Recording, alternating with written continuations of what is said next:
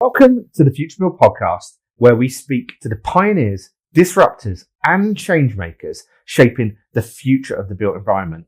I'm Martin Hearn, Event Director of Futurebuild, and in today's episode, we explore one of the most critical yet overlooked aspects of our industry: how the built environment can serve the people who need it most, especially young people and underrepresented communities. I'm joined by Dr. Carl Walker. He's a chartered psychologist, community activist, academic, and head of societal insights and advocacy at Hawley. Carl brings a unique perspective shaped by decades of experience in community psychology, local government, and now the design and delivery of major developments across the UK.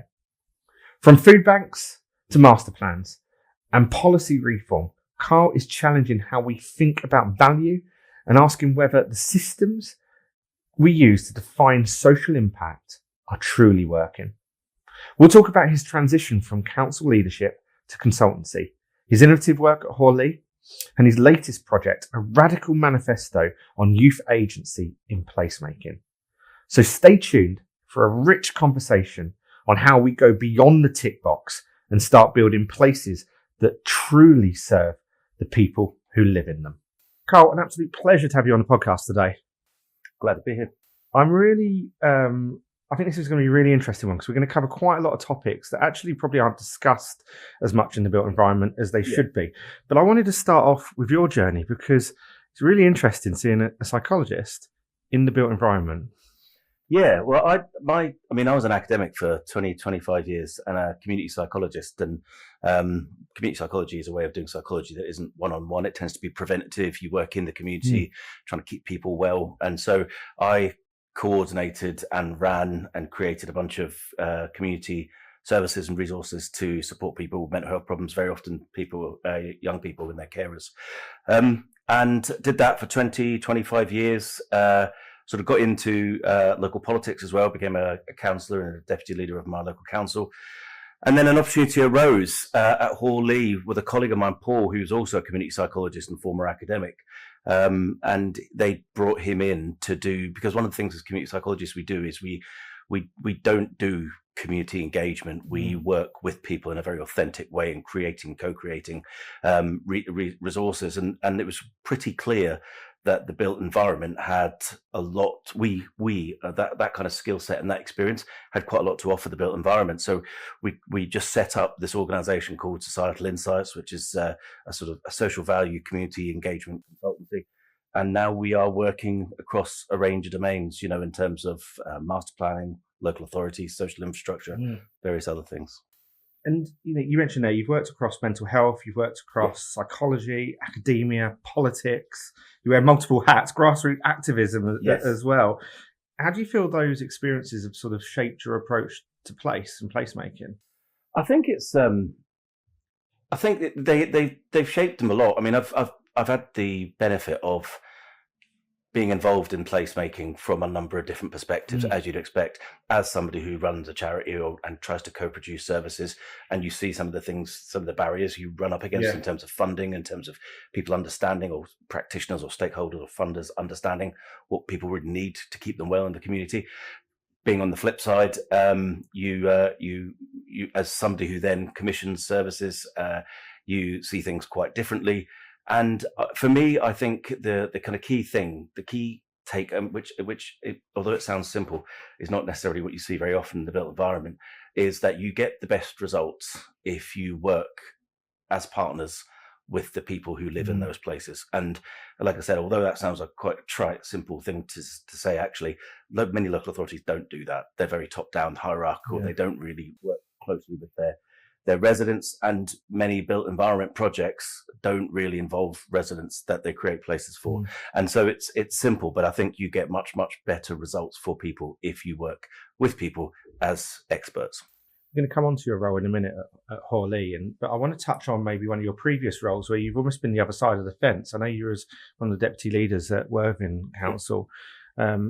Loved, and it's obvious now that local councils are having much more impact and power over our placemaking and our communities. Love to touch on some of your experiences being on that side of the fence. Yeah, I mean, it was interesting. There's different ways of doing placemaking, and in terms of local authorities. I mean, I was the lead for communities, cabinet lead for communities and young people. So for me, it was very much about how do you create a different way of relating with your local residents. Instead of we called ourselves, and with good reason, a council for the community. We wanted to make sure that residents were involved in decision making. So, for instance, if we had, as I did, £700,000-800,000 to spend from the Community Infrastructure Levy Neighbourhood Fund.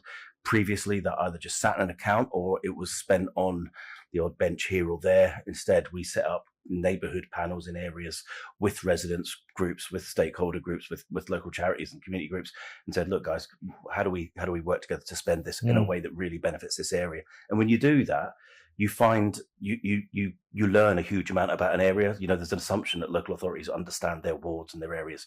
They often have very patchy, limited understanding. So for us, when we were distributing that money, it's very much about, look, how do we work with people, use their expertise to create better places for them.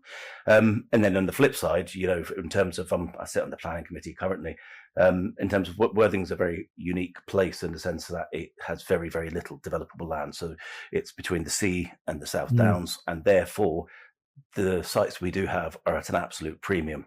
And typically with a lot of local authorities, the way in which placemaking decisions have been made has been very much driven by developers and not quite so much by local authorities or the local plans. They have challenges following the local plans.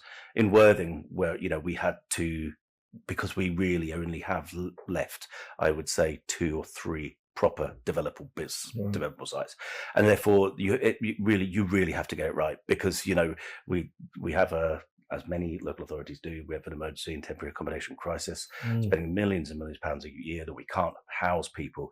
And so for us, you have to get that right. And in a way that some local authorities, if you have much more developable space, the premium isn't the same on you to get it right. So we have to make sure we deliver the social infrastructure that people need, the types and quality of housing that people need, because, as I say, this is probably going to be our last shot for quite a long time. And you would have steered or helped steer that local authority through some big challenges, including the pandemic, I imagine, at that point. Well, I was a councillor during the pandemic. We didn't take over the council till 2022, right. So it was just post-pandemic. But during the pandemic, we were... I was still a councillor, but I was working with the officers, because as when everything kind of ground to a halt, it was a bit of a ground zero moment for a lot of organisations, and local authorities were no different. They still have statutory obligations they have to meet, but they can't do it because they can't go out to their offices and they can't meet with people. We had a huge crisis around support for food provision, medications. So we set up mutual aid groups, and you start pulling people together to do a different kind of placemaking that's based on mutual aid principles rather than typical sort of council principles. And from that, it quickly emerged during the pandemic that we found ourselves in a situation where the food bank in the town had to close down because many of the volunteers were had to shelter because they were elderly. So we had to pull people together, and luckily we were donated a church that had obviously closed like all the other churches, and we had to create a food infrastructure. And that food infrastructure had to be created not just setting up the food bank and having volunteers source food and give it out. We were linking the council, so we turned the town hall over into a massive food depot, and so loads and loads of food was brought. So we created infrastructure to take as much food, so the food that the government were giving out, the food that the council were buying, the food that we were finding that was getting donated by various cafes and shops because they were shut. And our job was to not just create a food bank for people who couldn't afford to eat, although that was a big part of it. It was to recreate and rebuild a food infrastructure from the ground up in about 2 weeks. But not unique. This was happening all over the country. Yeah. I imagine Worthing, I'm from a coastal town as well. Coastal towns have unique challenges as well. They have, a whole range of, they're very reliant on tourism. They have an aging population and usually retirement places. I imagine that there's some unique challenges to come over. Yeah, there is. And those relate to placemaking in all sorts of different ways. I mean, Worthing, to give another project I worked on in Essex, what we find, Worthing's kind of similar to Essex in the sense that we have an aging population, but that aging population don't necessarily. They want to stay in the town, they want to stay in the place, but there's not necessarily the quality, the housing available that's affordable for them to downsize into smaller bungalows, whatever you would have it, thus releasing the housing for young people.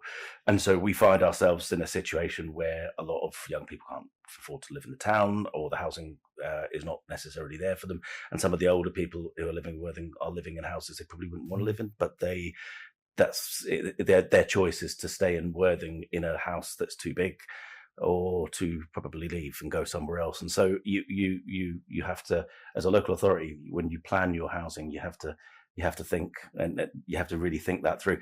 In the project I worked on in Essex, it was straightforward because it was a master plan project, pretty much doubling the size of a rural village, 830 homes. You get the chance to build in some of these things that for instance, same problem with Essex. So we need to build in a mix of housing that allows those bigger homes to be freed up for families. You can do that. In a place like Worthing, it's much more difficult because there's not going to be that kind of master plan in Worthing, because the site, there just isn't the sites there to do it. So this whole experience that you've had has given you a really unique position, and I must say you've got quite a unique job title as well. I'm going to try and get this right, because I'd love you to explain what your role is and at Hawley, but also give us an introduction to Hawley as well. So your role is Head of Societal Insights and Advocacy. Yeah. So Societal Insights, in essence, it's a way of we set this up, and it's built on our experience, academic and practical experience as community psychologists operating in various different arenas. And we call it Societal Insights, but to be honest, what falls within that is a different approach to trying to do the kinds of things that are typically done in the built environment. So for instance, as an example, if you look at the way that social value is done in the built environment, there's some great social value work out there, but I would argue that much of the frameworks that people use for social value, whether that's TOMS or Thrive, they can be applied in a very tick box way. They're not necessarily founded on academic evidence. And although they do allow organizations to do amazing things as part of construction projects and various other elements, I think the potential in social value is huge. We know that there's something like 30 billion that is lost each year because people aren't necessarily maximizing social value. I think it's way more than that. So as an example, one of our things our unit's doing, we are developing a new social value paradigm, and it's a social value paradigm that's based on Michael Marmot's public health principles. And those public health principles have been created over the last 10 to 15 years. You see them with Marmot cities like Manchester and Coventry, Marmot boroughs like Waltham Forest, and it's about putting public health and all of those drivers of the social determinants of poor health at the forefront. So for us, if you're doing social value, yes, you can, if you want to, you can do a sort of tick box. We'll have a bunch of apprenticeships. Maybe we'll do a few talks in local schools. But actually, what you can do, we've done a couple of pieces of social value using this framework for some big organisations, one in Liverpool and one in London recently. If you use social value as a way, you have to understand the community you're doing social value for, rather than just, we're a construction firm, we're going to build an extension to the hospital, we'll have what does the community actually need? Go in there and talk to people. And when you do, you find out that there's really clear needs that communities have, but also assets in those communities that are meeting those needs. So rather than sat in an office thinking, I'll tick this, if you actually link those needs that the communities have and the academic evidence base and the assets, then what happens is you multiply massively the impact that you can do when you have with social value. One of the big focus areas we have is which we really prioritize is disadvantaged groups, income inequalities and health inequalities, because they have such a huge impact on people's lives, huge impact on other services. Young people, if you look at social value, almost all social value starts at the age of 16 via apprenticeships and so on and so forth.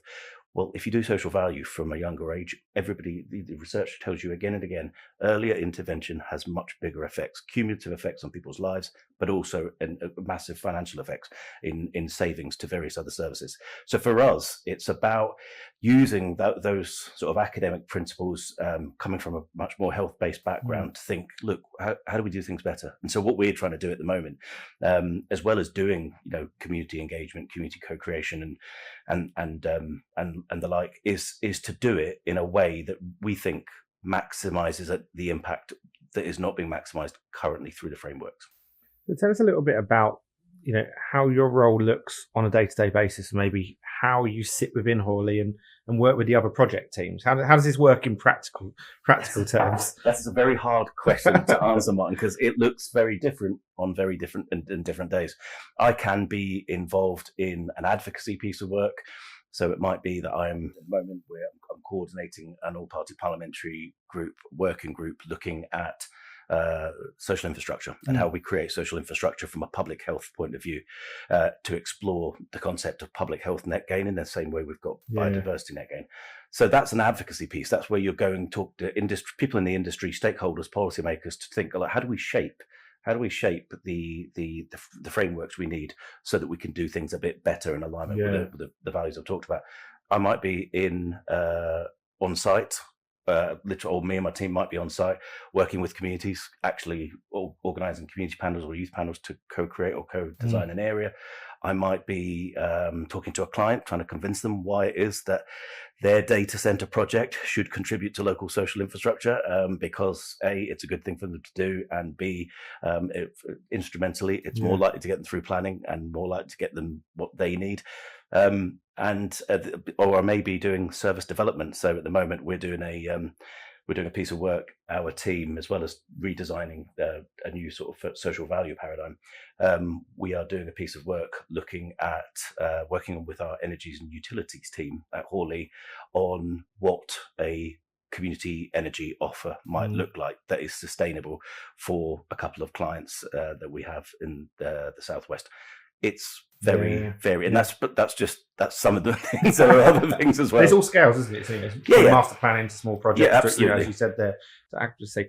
I almost want to take one little step back, because I think social value gets talked about a lot now.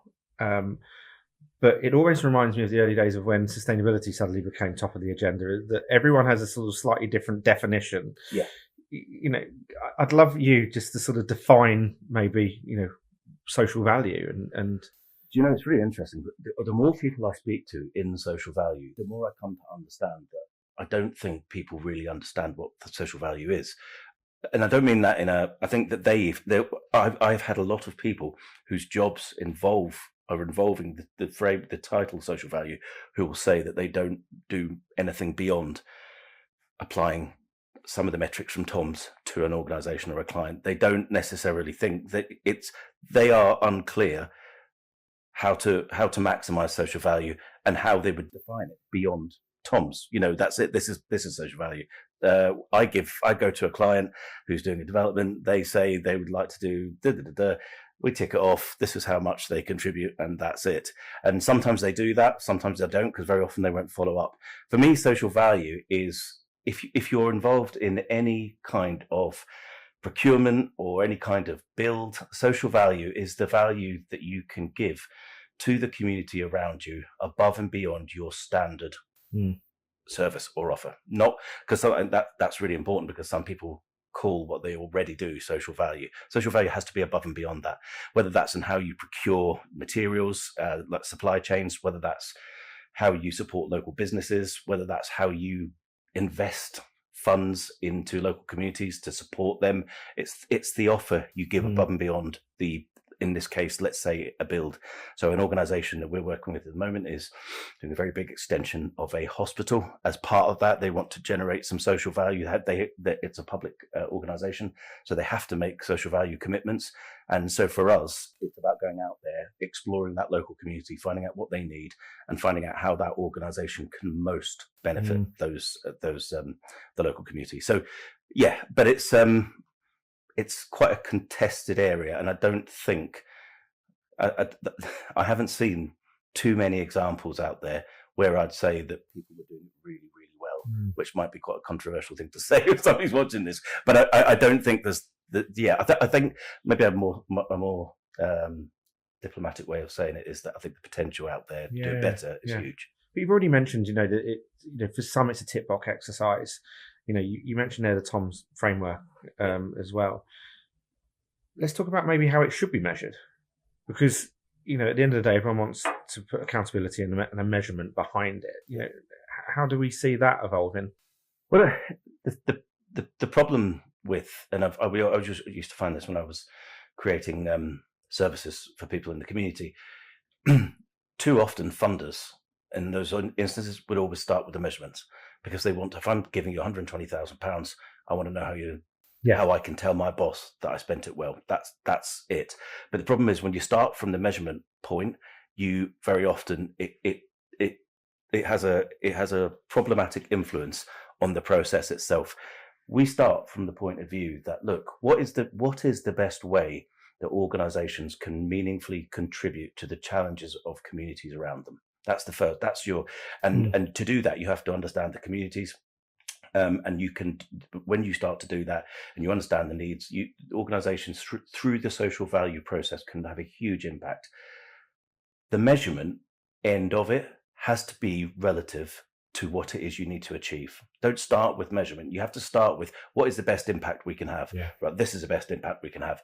So then how are we going to capture that? Well, it might be that you capture it quantitatively using a framework like Tom's. It might be that what you are putting in place to support that community can't be captured by Tom. So for instance, Tom's pretty much it's oriented towards mainly towards adults.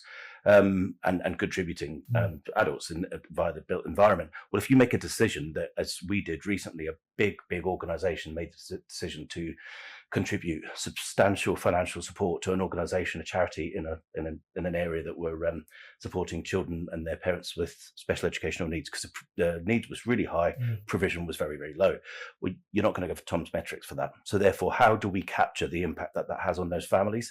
Well, if you work via an organization, and those organizations, like all community and voluntary organizations, in order to get money, they have to measure the impact of their own services. So very often the measures will be there already. You can use the independent research they've got. If not, you can, we use in psychology and social sciences a whole range of different tools, surveys that are validated and that are reliable, that that capture the impact on people's health, their well-being, their sense of agency, the sense of belonging, the things that, and you can quantify that, and you can say, look, you've spent this amount of money in this community. This is a number of people, of young people with special educational needs that you have helped. This is how much they have been helped. And sometimes quantitative isn't the best way to do it. Sometimes it's qualitative. It's through case studies. It's through stories, and you can see it, the impact that it has on people's lives. So measurement's really important. We absolutely have to capture it. But I think the measurement has to come after you. The priority has to be have the biggest impact you can have, and then we'll figure out how we capture that, rather than start with the measurement. You've mentioned co-creation and also sort of community-led engagement as well, of really sort of defining, the social value. Or I'd love to talk about some examples you've got really where that's completely changed the direction a project's gone in, or actually influenced, the local authority and their planning policies as well. Yeah, it's a good one. We did a project, master plan project in Essex, which I mentioned earlier on. We literally co-created the master plan through regular monthly community panels with residents, stakeholders, and we captured as an exercise the degree of input that they are having. Now, if you compare that to very often with master planning, somebody will create a master plan, they'll put it out on a planning portal, and people will feed back. They might get objections, they might not mind it, they might not even know it's there, and that's what that engagement looks like.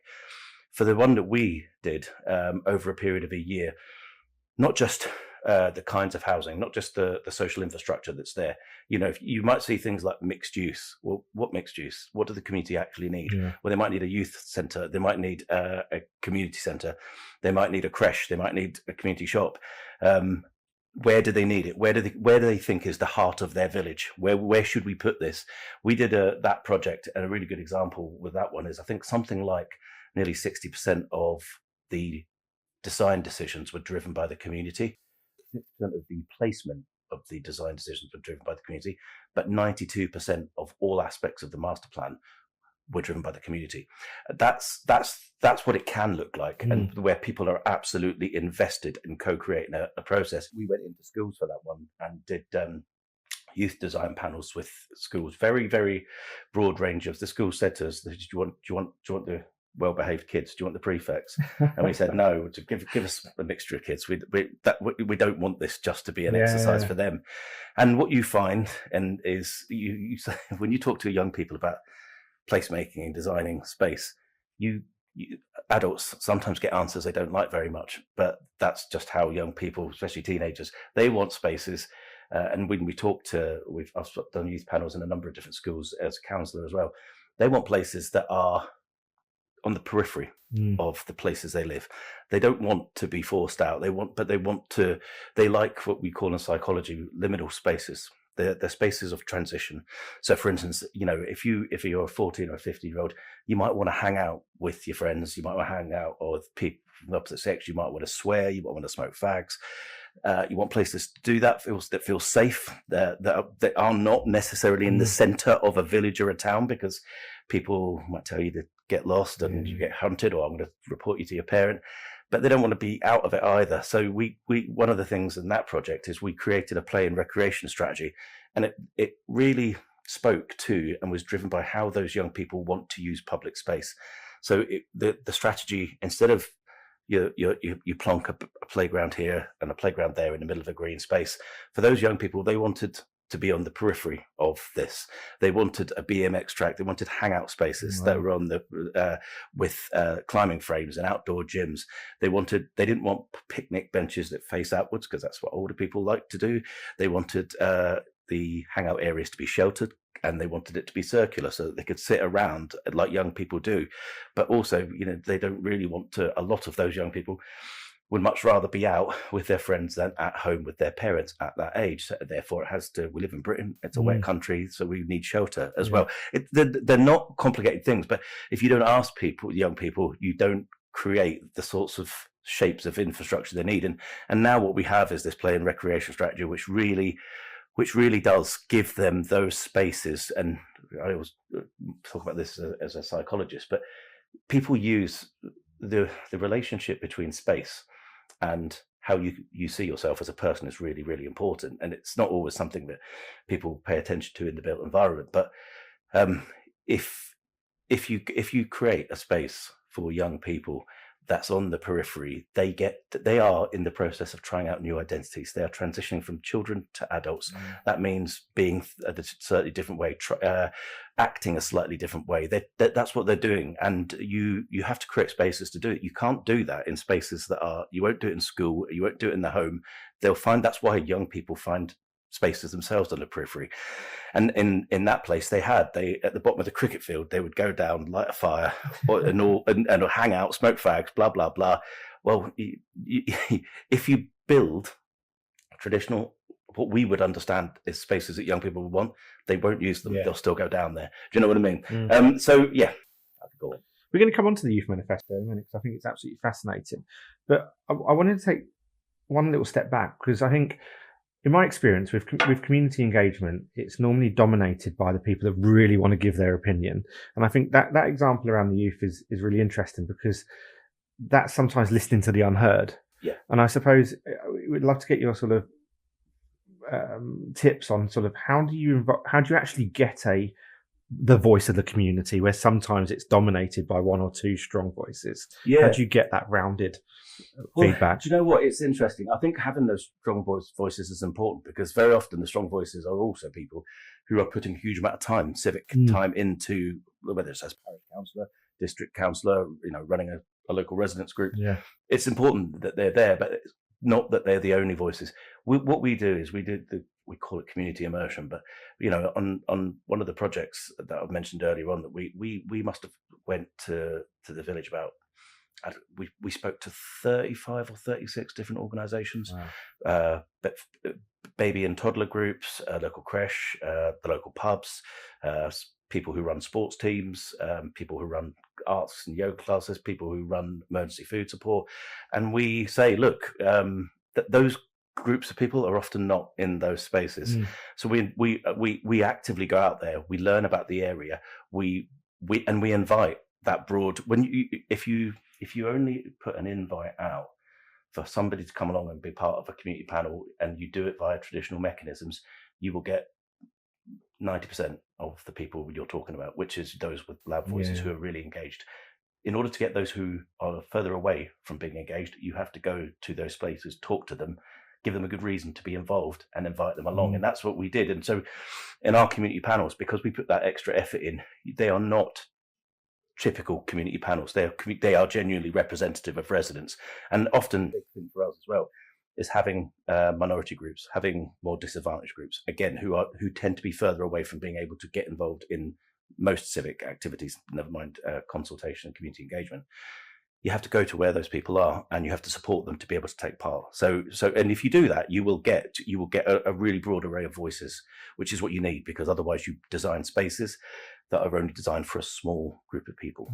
I want to touch now on really the manifesto that you've been working on, and it's called the Emerging Youth Placemaking Manifesto. Yeah. Give us an overview of it. I'm sure we're going to share this as well in the bio when we publish. Yeah, it's for us. It's very often when you look at the way in which people talk. I mean, the youth is one thing I'm particularly interested in because the potential is so huge. But the way in which we tend to do we use terms like participation and inclusion, and we are interested. We focus on what we call youth agency, i.e., meaningful decision making. Not we'll invite you in, ask you a few questions. We might take on board some of the stuff you say. We might not. We'll see. Either way, we'll take the information. See you later. What we want to do is we want to give people real, genuine agency and young people in particular. And it's so important because, if, like I said, there's pragmatic reasons. If you get young people to design their own spaces, you will get spaces they'll use. Yeah. And you'll get spaces that they actually need. But the process of them being involved in the actual any kind of placemaking is really, really important, because, and this is one of the things I'm really interested in, it's a very unidirectional way of thinking. We tend to, when we do participation, we'll ask people to help us to shape a place. With young people, the act of shaping a place can shape them. It changes the way they think about themselves. It changes the sense that they have. If young people, if I go back to that, and as I will, to a school assembly and say, guys, this is a play and recreational strategy that's going to be in your town. You designed it. This was, Tom did this. Sally said that. You literally put names by all the places. What you do is you're showing those young people their agency. They think, actually, taking part in stuff matters. I have a voice. It kind of pulls them into political participation. And by that, I don't mean party political. I mean, people, the lack of trust in decision makers, in local authorities, in politics is huge. But we have a generation where you can genuinely get them to have a sense that their voice matters, that they have agency, that they are custodians of their places, rather than going smashing those places up. And that's, I mean, to be fair, 99.9% of young people don't do that, but they take care of the places because they think that they've designed them and they have designed them. So for me, it's really good to create places that are informed by people's voices, but with young people, potential there is to make them think differently about themselves and their relationship to their places. And that is important for all young people. For the most disadvantaged young people who don't get those opportunities to have a sense that they matter, they often don't have opportunities to develop a sense of agency or belonging, the most disadvantaged. Creating those opportunities for those people can be the difference between them staying on track or falling off track. And by falling off track, that can be dropping out of school. It can be getting involved in antisocial behavior. It can be, for some young people, mental health problems, self-harm, so on and so forth. When you create those spaces, they're important for all young people, but the impact that they have on disadvantaged young people is huge. So a project that I've just done in Worthing, which we're actually going to do a piece of thought leadership on it in Hawley, is around skills. The way we understand skills and social value is that you let's create a skills hub for a certain number of apprenticeships, and they're all really useful. The problem is the most disadvantaged kids will never get to that point in the first place. They have disconnected, they've pulled away because they've just intergeneral disadvantages. I mean, they've not had the choice or the capacity to be able to stay engaged in school or whatever else. What we did was we did a project in Worthing where and it was just as a local councillor, brought together local schools, the local theatre, the local sports centres, local football club, and all we did was we created opportunities and experiences for the most disadvantaged kids who would never have these chances to do this stuff to do it. Really, really straightforward stuff. But you've got to keep kids and this is not just Worthing, but you've got kids in Worthing who live 500 yards from the beach who've never been to the beach. That's what we're talking about here. They don't. My kids have got quite a lot of economic, social capital. They've gone rock pooling, they've swam in the sea, they've gone to the foot mat, they've done all this stuff. Because of that, it makes them get a sense of what they like, what they're good at, what they're passionate about. So what we've done is we've had 700 kids go through this project in Worthing, and the impact that it has, you can hear it in the language. It's the first time they're using future-oriented language. So some of these kids, I want to be this. I want to do this. They think about themselves differently because they have rich opportunities, experiences that they have not had up until that point.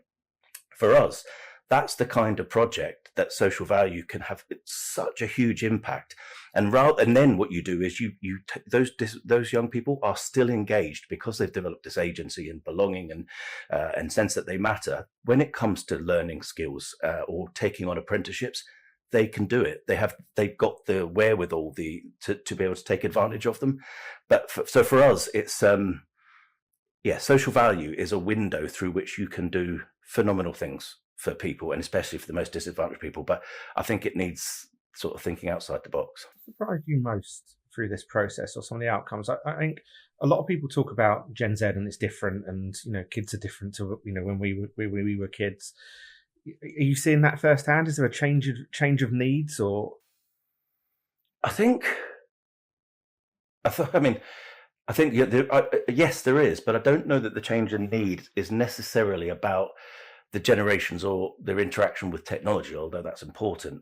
I think what you have seen over the last 20 years, and this is something we have to address as a built environment, and actually you could argue it's more than 20 years, probably the last 40 years, but particularly the last 20 years, we've seen so much of the social infrastructure that underpins our communities close, shut down, not be funded. So all of those youth hubs and youth services and community hubs and community services, all those early intervention services, all those things that made a huge difference to the lives of and brought equity to communities, they have been taken away. And as a result of that, I think you've got much more younger people who are no longer engaged in sort of mainstream civic life in the way that your generation would have been, because the disadvantage has grown, income inequality has grown, the infrastructure that intervenes in it has shrunk, and so you've got more and more kids and young people getting lost. And that can be getting lost and not going to school. It can be getting involved in stuff they shouldn't. It can be just sitting at home on their own with their earphones on, just blah, blah, blah. But that sense of being able to take a large, in Worthing, as with many places, I think we've got much greater number of young people who are really disconnected from their communities. And that's where, when I'm talking about doing the youth manifesto for placemaking, it's about how do you build reconnection for those young people via the built environment, via placemaking. Yeah. And so what's the goal? What's the next step for the manifesto? And I suppose if people are listening, how can they get involved? So what we do, because I'm an academic, I write things that are far too long, and I give them over to our marketing team and say, "Carl, nobody's going to read 20 pages."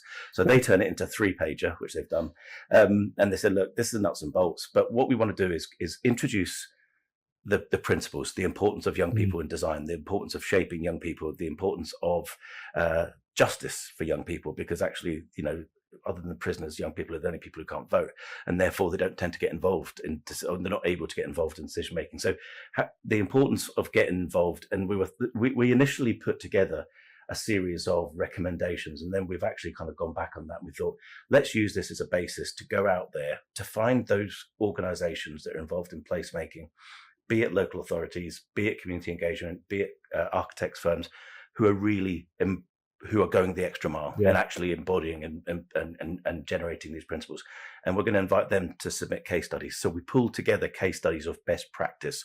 And actually, so what I'd sent to you in terms of this manifesto is for me, what we've introduced now, this is the scale of the challenge. This is the huge potential. This is what it looks like in practice. And then the next stage is where the advocacy comes in and say, right, okay, this should be the norm.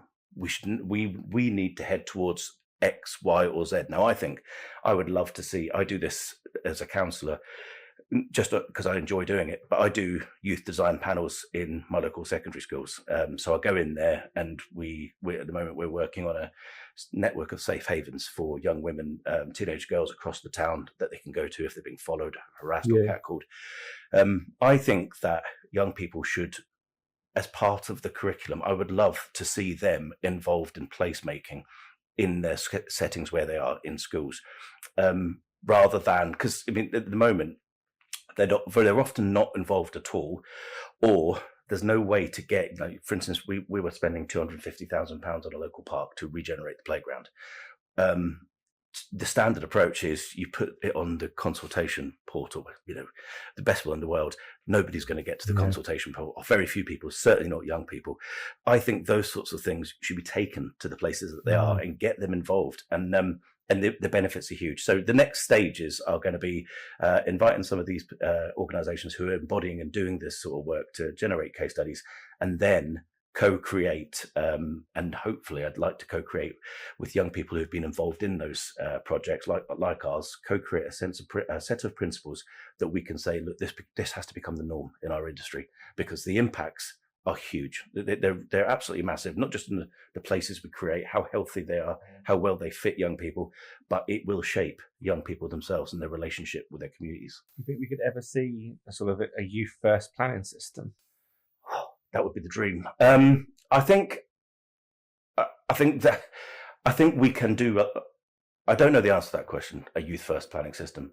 I would like us to see a youth first planning system, because, for all the reasons I've mentioned earlier, and also young people are the custodians of these places we are designing. The reality is, the projects I'm working on, they're not even going to be built for another 12 years. You know what I mean? That those young people who designed that, they're not designing the play and recreation strategy for themselves. They're probably designing it for their kids, because they'll be living there as adults. But there are examples, not many, but there are examples where you have supplementary planning documents, and you have practices around youth participation in planning committees that are amazing around the country. There's really good examples, and I'd like to hope to invite some of them to be involved in this.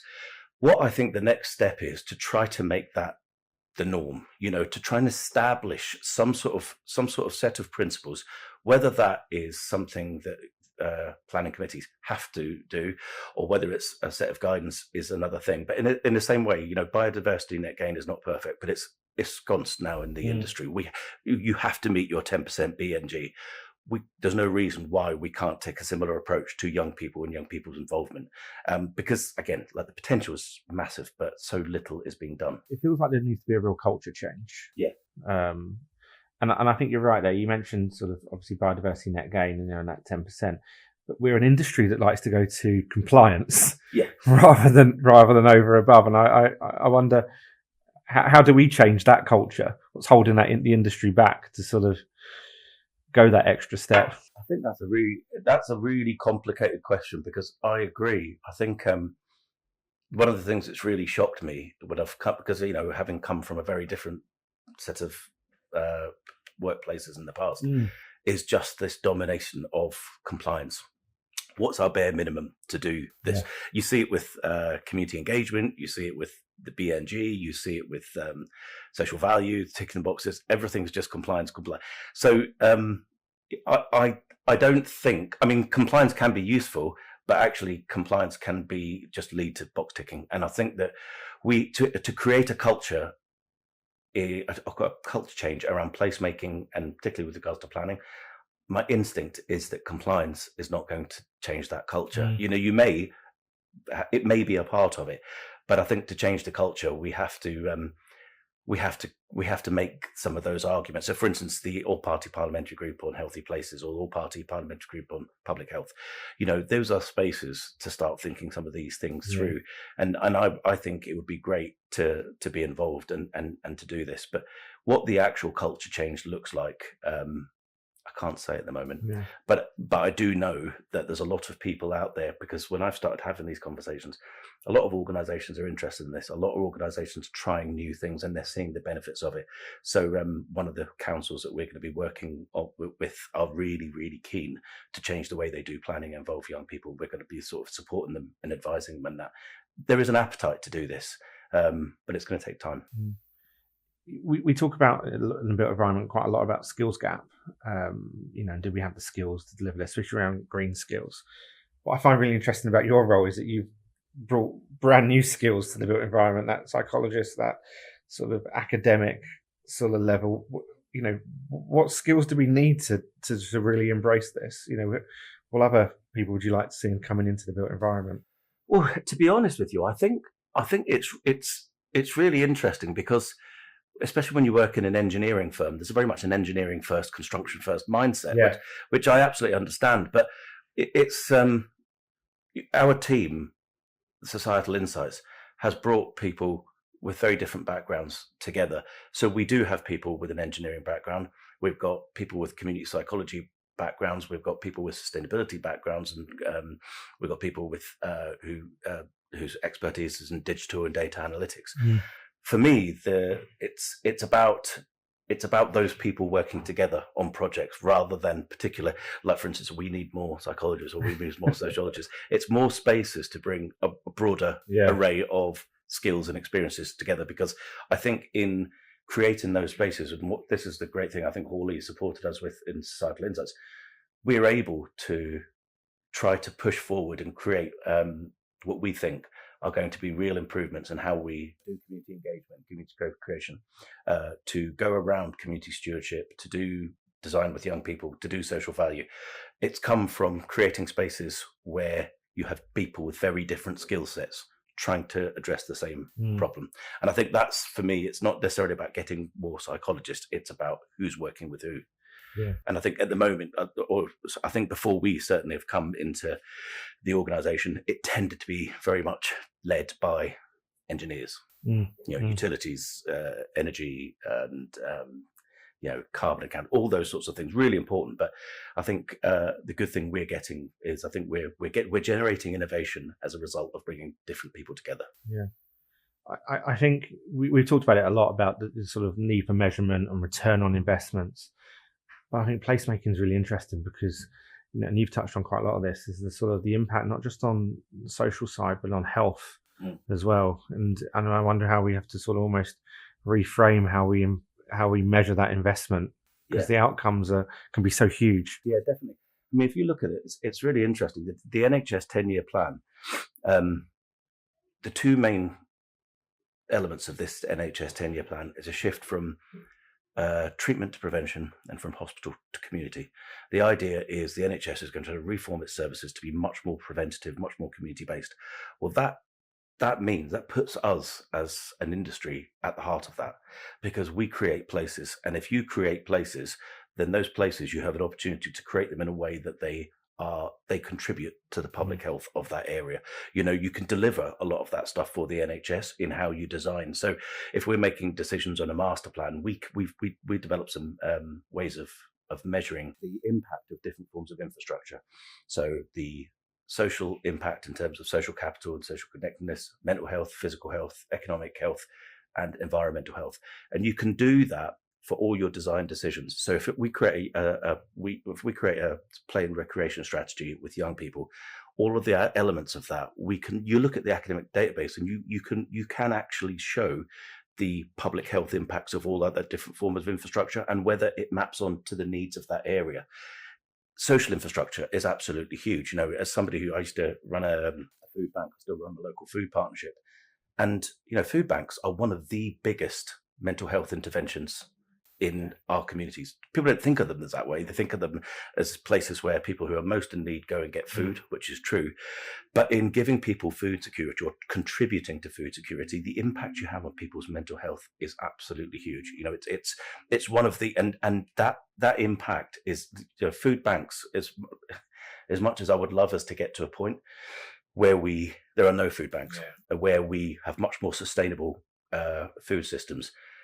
Those sorts of pieces of social infrastructure have a massive, massive mental impact on the mental and physical health of our communities, and especially those who are most in need and most in disadvantage. So when we are designing places, we have to understand, that. That another element as well. If you're doing a master plan or placemaking, the mindset for me should be about how, if we do a big master plan, how do we make sure that sustainable food production and distribution is in that? You can do it. You know, it can be done. At the moment, what people are trying to do is they're trying to pick up the pieces of a food system that isn't working. And I think there's in placemaking, whether that's local authorities or whether that's big master plans, whether it's data centers and the infrastructure that they might bring, the potential to make public health informed decisions is massive. And and sometimes that happens, and sometimes people think about it, but I don't think it's systematic. I think it's very ad hoc, and I think there's much, much more potential in terms of a public health approach to placemaking. There's so much more we can do. I'm going to be really intrigued by your answer to this question. I think is that I always like to ask people around the sort of the innovations that are really impacting themselves at the moment. A lot of people talk about widgets or something shiny, but I'd love to hear maybe some of the innovations that you're doing. So I imagine it's not a thing, but more of a process or a new way of thinking. Yeah, absolutely. It's I mean, there's lots of sort of different things that we're involved in, but the social value is the most obvious one. You know, for us, the innovation that needs to happen in social value is not necessarily technological. It's not around measurement. It's not around AI, and it's not even around funding. It's around a culture shift in how you work with and involve local communities. It's like going back to the future. It's, you know, you're going back to basic principles, which is, if you want to have a huge impact on local communities that is meaningful, not something you can tick and put on your balance sheet and show to your directors and say, great, we've done our job. If you actually really want to maximize social value, you've got to go out there and you've got to understand the places that you are in. You have to become a good steward and a good relationship to those places. Like I said earlier, understand the assets. And that comes from it's relational. It's people talking to people and committing to being a partner with them. And that doesn't sound like a terribly innovative thing.